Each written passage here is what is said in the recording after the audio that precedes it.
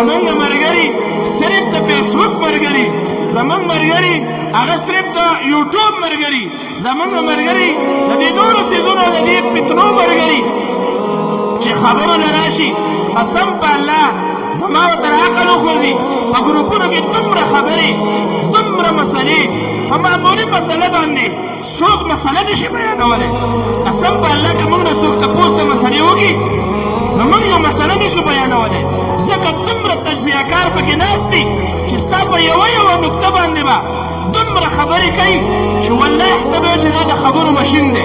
او چې کله عملي میدان ته راشي زه کله کله ویرېږم الله دې خیر کړي، خو که په موږ او تاسو باندې چېرته کې د جهاد میدان او اواز راغی چې یا ایها الناس خرجوا للجهاد، جهاد ته ولې قسم په الله ټول به منافقان یو، ولې ټول به د منافقانو په صف کې ولاړ یو.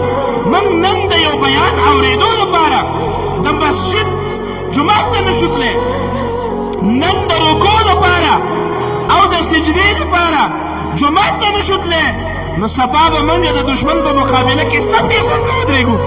دا د ډېره د افسوس مقام دی. والله هغه دور کې یو کس وي اللهم اهلك المنافقین، الله منافقین هلاک کړي. یو کس ورته وي دا دعا به کوه بولې قسم په الله د مدینې په دې لارو کې به بیا یېرېږي. دومره منافقان دي دومره چې دا لارې به وحشتناکې شي، بیا به ته انسانان نه یې نیکه منافقان مړه شو. دومره منافقان دي قسم په الله. دا د منافقینو صفت دی چې د خولو نه ډېر تېزي خو په عملي میدان کې بیا صفر دي.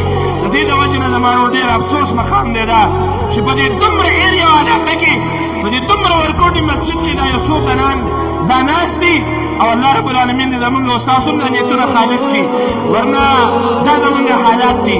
الله رب العالمین دې په موږ او تاسو باندې رحم وکړي. خو دا سوال کومه چې خبرې یوازې بیا مه کوئ، خبرو کار نه کېږي چې عملي میدان نه شئ ساتلی، نو خبرو نه ځان وساتئ، ولې دا د منافقانو کار